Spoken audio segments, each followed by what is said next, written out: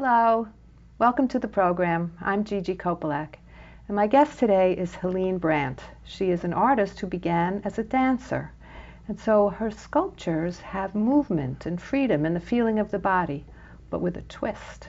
Because unlike other artists, you can enter into her work, and then you feel like you're in a cage. She has received the Guggenheim Fellowship and studied in Japan, and has a studio in Florence. And I'm very happy to have her here with us today to tell her story. Welcome, Helene Brandt. Thank you for having me. I'm so glad you're here. So I have read that your favorite dance activity was improvisational dance, freedom and movement of the body. How did you get from that to the structure of sculpture? Well, I think dance has a lot of structure too, and a lot of the structure of my sculpture is based on how my body feels. When I look at a sculpture, I can figure out what's wrong if it doesn't feel right in my body. And I liked improvisational dance because I sort of like to be lost. I don't want to know where I am. And you can really lose yourself just moving. You don't decide where you're going to move first. And when I make sculpture, I make it the same way that I like to not know where I'm going, and I redo things over and over again, and if it falls down, it breaks, and I lift it up, I get new ideas. But it's very similar. And the things I didn't like about dance was that it disappeared when you stopped, and that you couldn't really see yourself dancing. I mean, now I can leave a sculpture overnight and I come back and it's the same. It doesn't look the same to me often, but it's that morning after feeling, right? You know, everything is different the next morning. Well, let's just look at some of your early work, because I think you told me that you were given some somebody gave me, this is when I was at Columbia University, somebody in the class said his uncle was going out of business and he had 40 bicycles in his storeroom, and did I want them?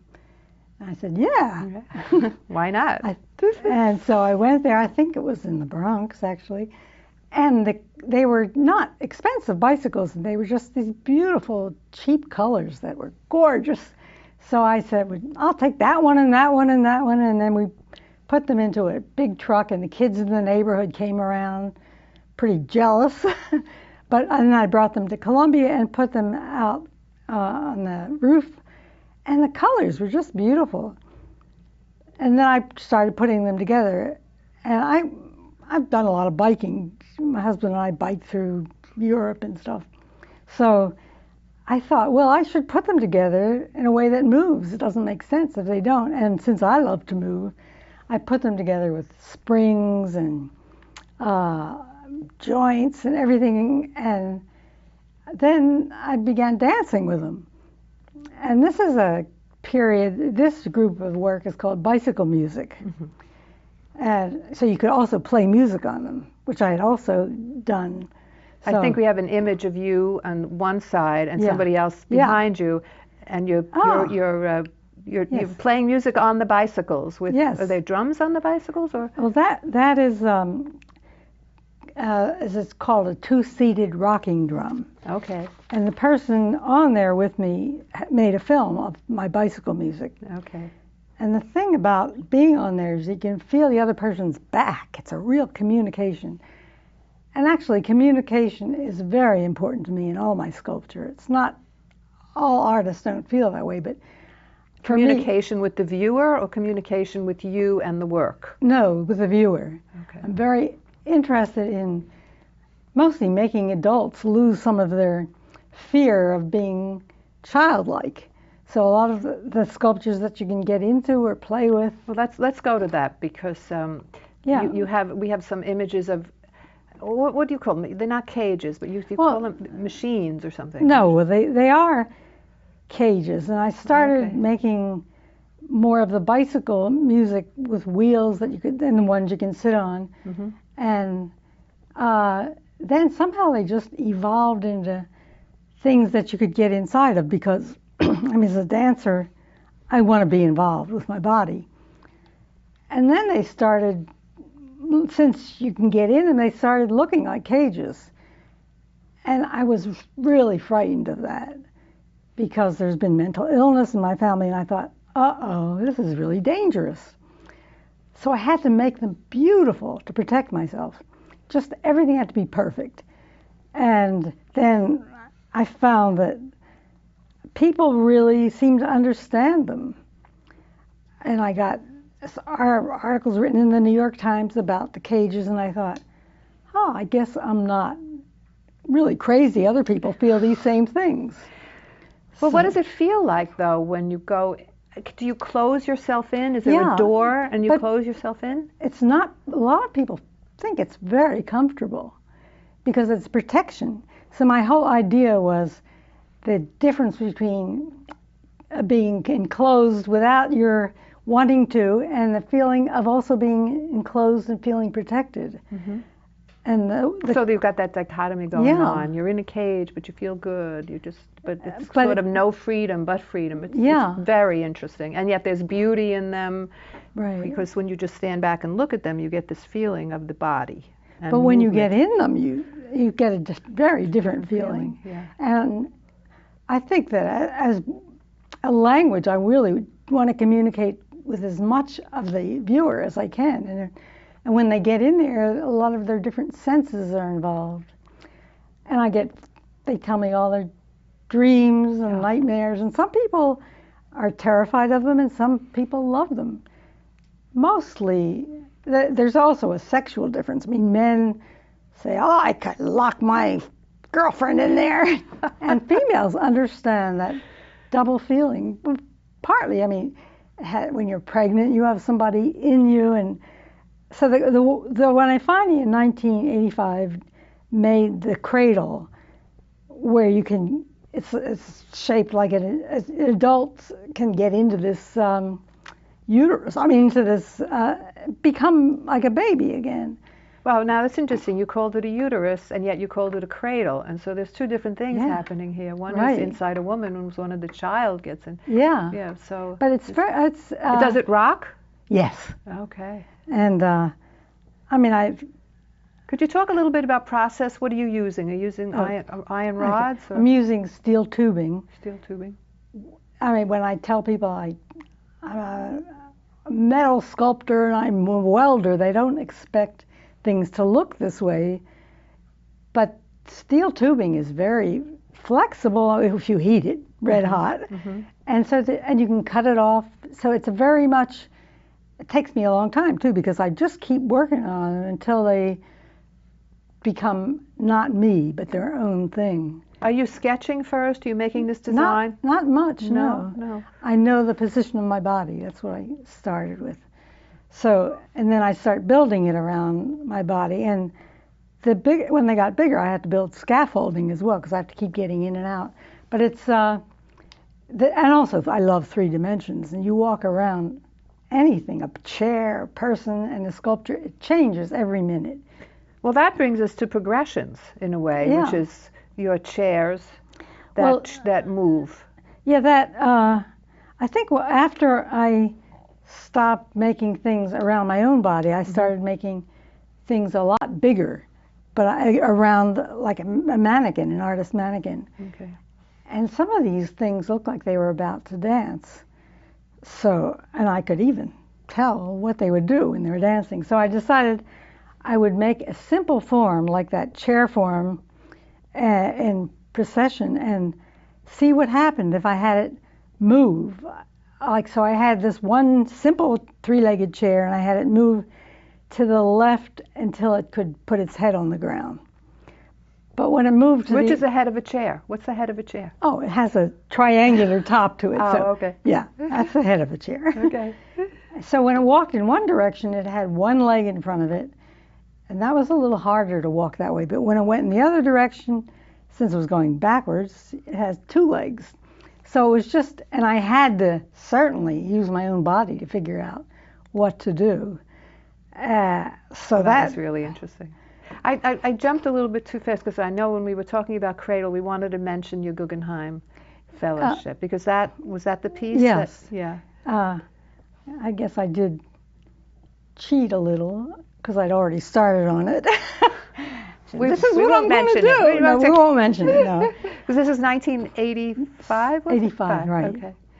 So, and again, this was this idea that people accepted it as as a normal feeling for some people, anyway. Some people. So did what not. I know, the Guggenheim Fellowship sent you to Japan. Yeah. And would progressions have come out of being in Japan? Ooh. Because Very it's so, good insight. because Yeah. it does feel very Yeah. much simpler, Yes. more Japanese style than That's true. yeah. I mean, in Japan, I studied traditional Japanese arts, which was And calligraphy. In a little- way, the yeah, progressions yeah. is very calligraphic. Yeah. and I really just love calligraphy, and to make it three-dimensional was, So you took calligraphy and made it movements, actually, is Yeah. what you did. Yeah. Yeah, but and and also three-dimensional. three-dimensional. But you call it a chair, but it doesn't even have to be a chair. It's just a body Yeah. that's moving. Right. The- And I think I felt, since I was making chairs up to then, I felt like if somebody can understand the form, and it's not just an abstract form, and they see it moving, it makes it easier. So That's so interesting, because even when people look at abstract, they want to make it something real that Yeah. they can relate to. So you gave that to them yeah, to start with. and I think I want to be understood, and just the kind of work that I do seems to be understood by people of all ages and backgrounds. I mean, when I had my last show in Florence, the mayor came and was looking at my work, some of it outside, and he said, "I don't like contemporary work, but this isn't contemporary." So it went beyond that feeling but I really do want to be understood. So While we're in Florence, and you're talking about Florence, let's go to the Portable Bridge, because that was Yeah. isn't that a piece that's at the Medici? no, No? that one it was at the exhibition. I had it Okay. an exhibition at a Medici villa. Is it Medici or Medici? Medici. Okay. And the piece, some of these slides, you can see the gorgeous atmosphere there. Right. But the piece that remained there is the Charion. Okay, we're jumping ahead a little Yeah. bit. Yeah, So let's talk about the Portable Bridge first, Okay. and then we'll go on Okay, to the Chariot. portable bridge.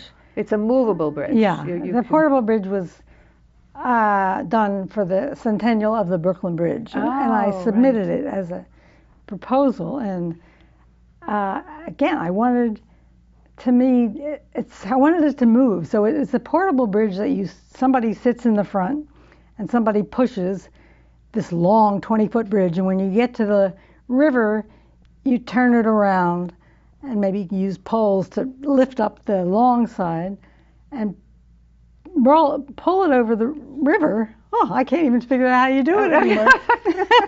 But Somehow you turn it around and it becomes a bridge over water. right. And I mean, but when you're over then you pick it up and take it and go yeah, around, you turn it around and go keep back going.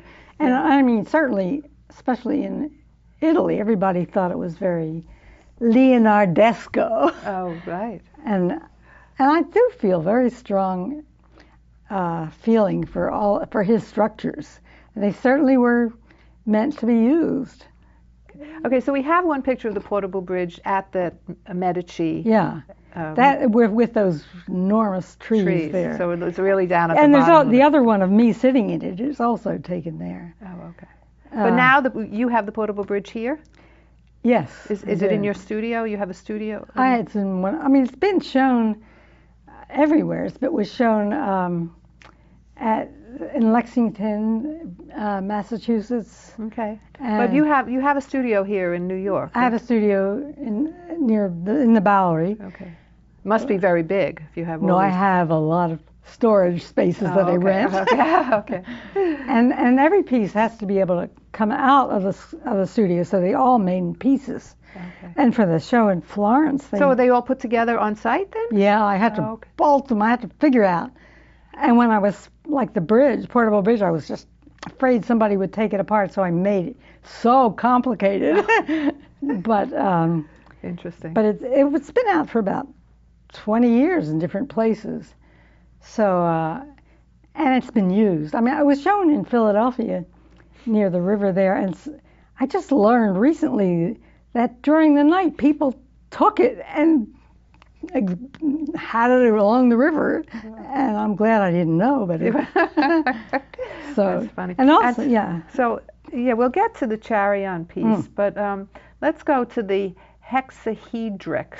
Oh, yeah, this is again part of the progressions. Right.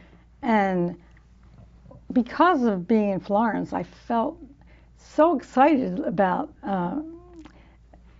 the way to present space, because they are so. I mean, they were when they invented it in the Renaissance. Perspective. Yeah, they couldn't. They just were so excited, and it really is exciting. And you'll see later in my subway piece. That is what I use. It is like magic. Right. So the pieces that the hexahedrix, it starts with a floor plan for a 1-point perspective, and then I add to it and turn it around. Oh, okay. So it has a certain logic to it, but. So it's not the same as a moving chair, but it has a different. No, yeah, right. It moves, but it changes other things more into too. Perspective, going into distance, right?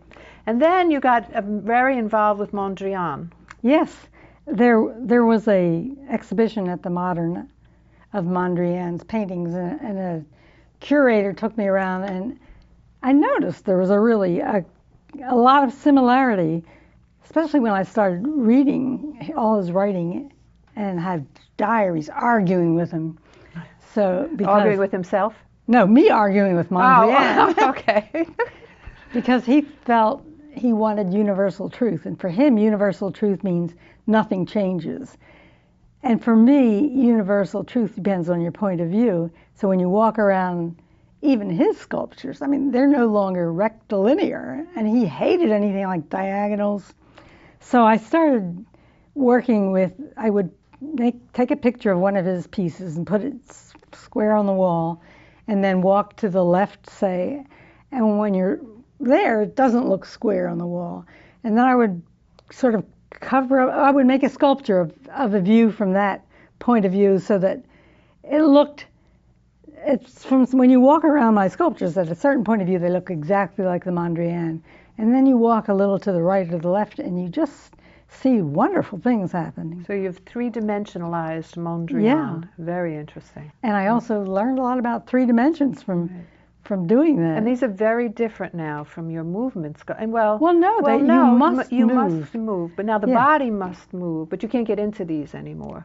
Well, I had a show of them at a Steinbaum gallery in Soho, and I had a group of blind people that were studying Mondrian at the Modern to come, because there they just do it by raised things on the paper. And they came, and I was so surprised that they could understand 3 dimensions, because I thought they only could feel one thing at a time. They put both of their hands in and felt them, and so that 3 dimensions has a different meaning, but it's very interesting. So it's very physical. Yeah. And sometimes I putting their hands in my sculpture, I was even like, that's my body, get your hands out.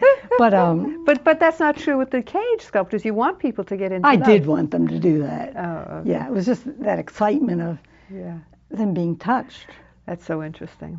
And then we have this one called Amazon. Is that one of your big? Yeah. And that before that I had wheels on everything, and then I did this group of sculptures that you could rock in. And was the cradle one of those rocking, or this is after the cradle then? Oh, the cradle rocked and had wheels. Okay. So now, all right. So these don't have wheels. And the Amazon even has bars that are painted yellow that were certainly influenced by Mondrian. Oh, interesting.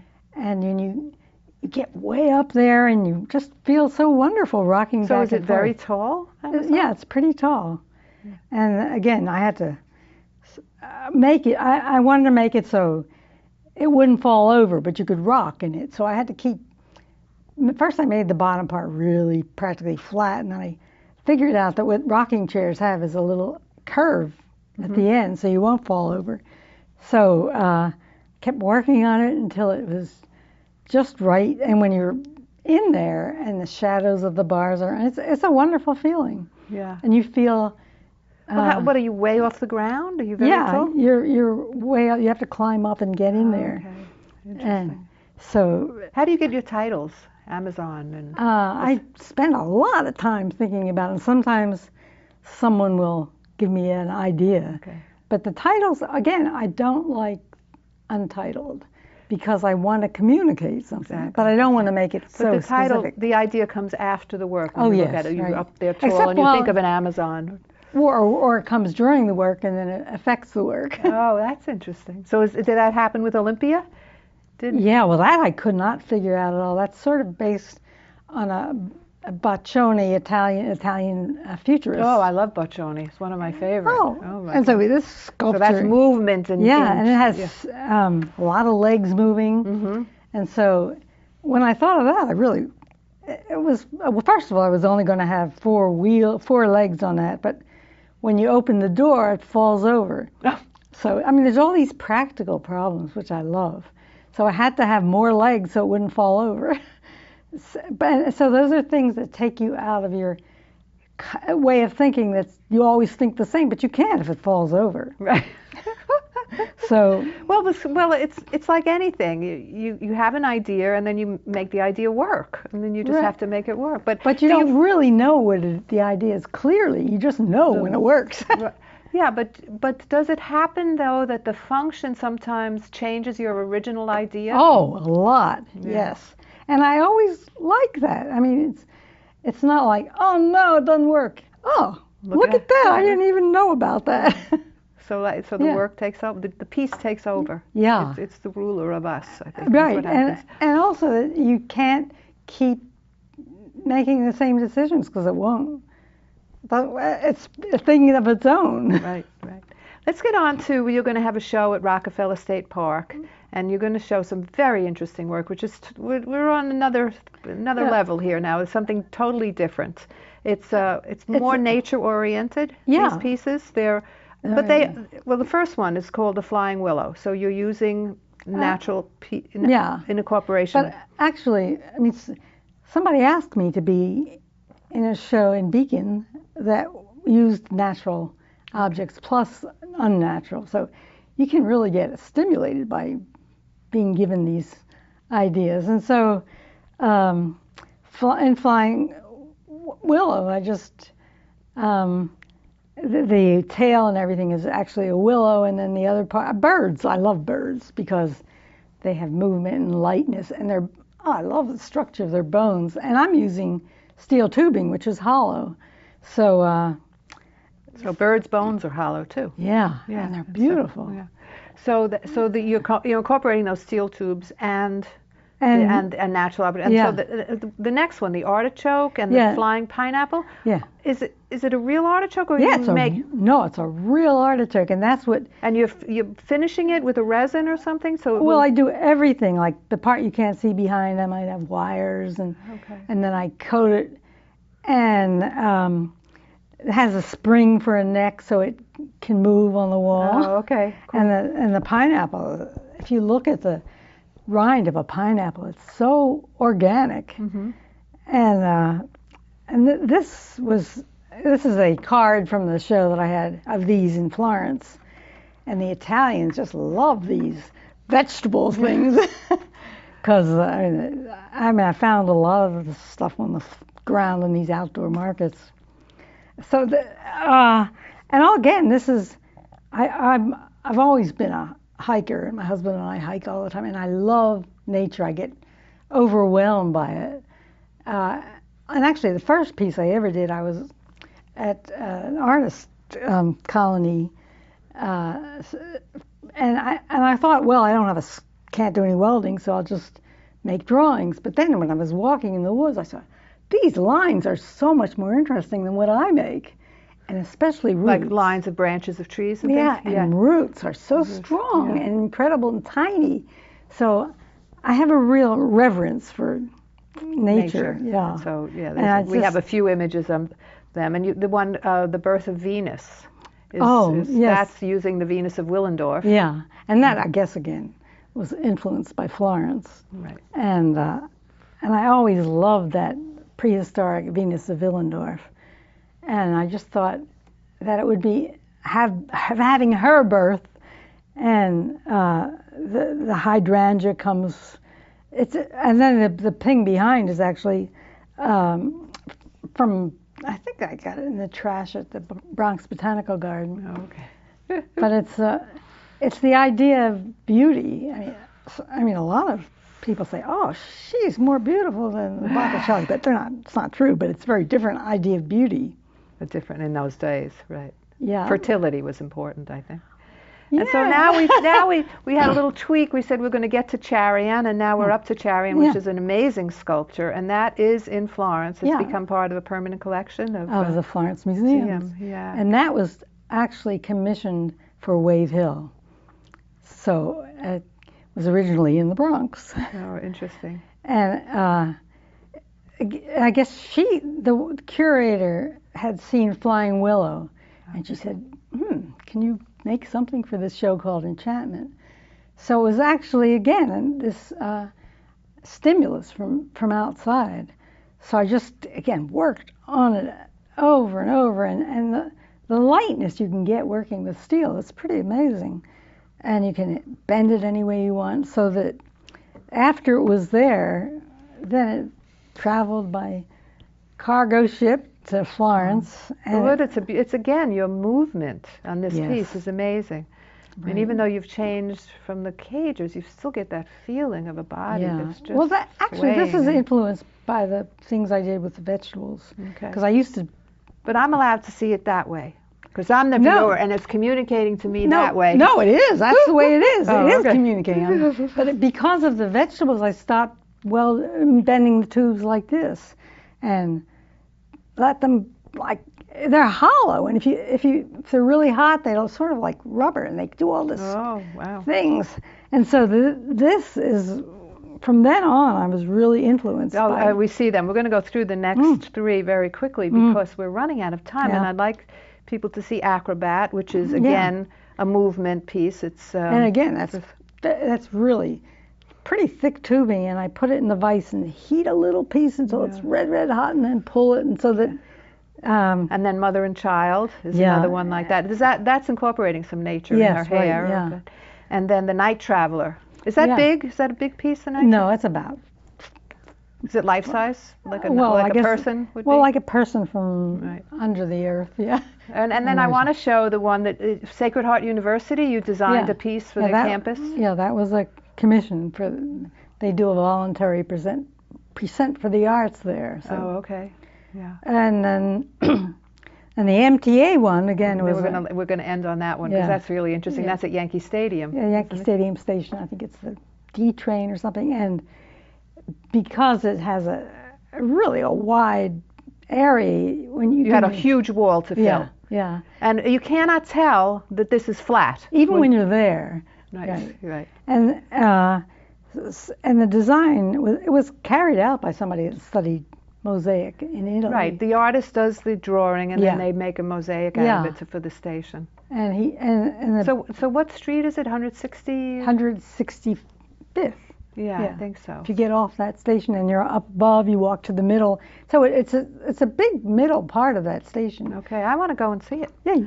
And I want to get to Rockefeller to see your work, which is opening September 4th. Right. And we'll be there till October 16th.